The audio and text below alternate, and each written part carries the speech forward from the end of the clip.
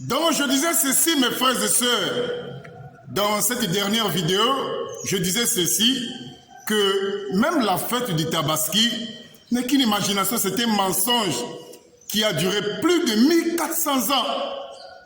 Même lorsque les musulmans disent que Ismaël était le fils que Abraham voulait sacrifier, ça se trouve nulle part dans le Coran, texte arabe. Ça se trouve nulle part, c'est une imagination.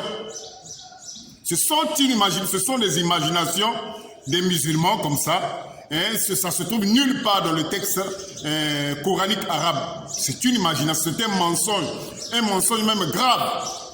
Parce que lorsque les musulmans disent ceci, que Genèse chapitre 22 à partir du verset 1 à 2, où Dieu dit ceci à Abraham, sacrifie-moi ton fils, ton unique, celui que tu aimes, Isaac. Si ce texte a été falsifié ou changé, si les noms ont été changés, pourquoi le Coran n'a pas contredit ça ou corrigé cela par un chapitre? Pourquoi le Coran n'a pas corrigé cela? Parce que la Bible dit que Jésus est le Fils de Dieu. Le Coran dit le contraire, que Jésus n'est pas le Fils de Dieu. La Bible dit que Jésus a été crucifié. Le Coran dit le contraire, qu'il n'était pas crucifié, il n'était pas mort, il n'était pas tué. Maintenant, la Bible dit que Isaac est le fils qu'Abraham devait sacrifier, mais il fallait que le Coran corrige cela par un chapitre, comme le Coran l'a fait pour les autres passages de la Bible. Vous voyez que c'est une imagination, un mensonge grave. Le fils que Abraham voulait sacrifier, c'était bel et bien Isaac, comme cela est écrit dans la Bible.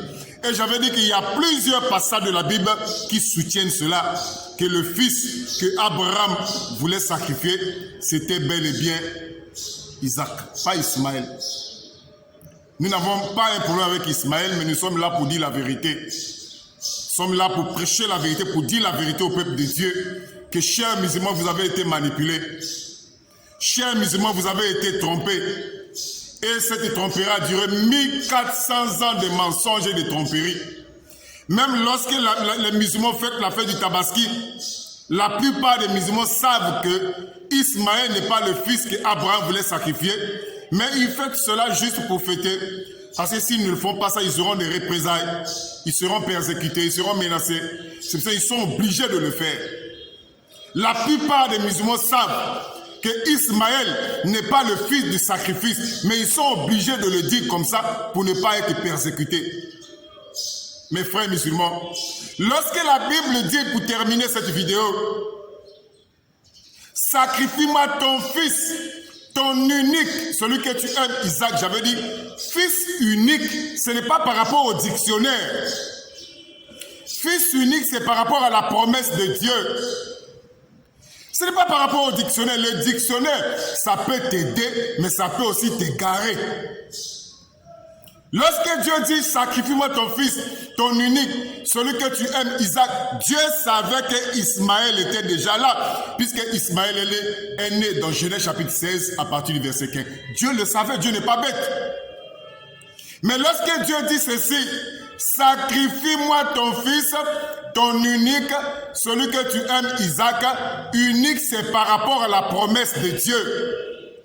En ce qui concerne la promesse de Dieu, Abraham avait un seul fils qui est Isaac. Isaac, c'est le fils de la promesse, comme cela est écrit dans Galates chapitre 4 à partir du verset 28, si je ne m'abuse pas. Que le Seigneur vous bénisse et que la grâce de Dieu soit avec vous. Que Dieu vous bénisse. Amen.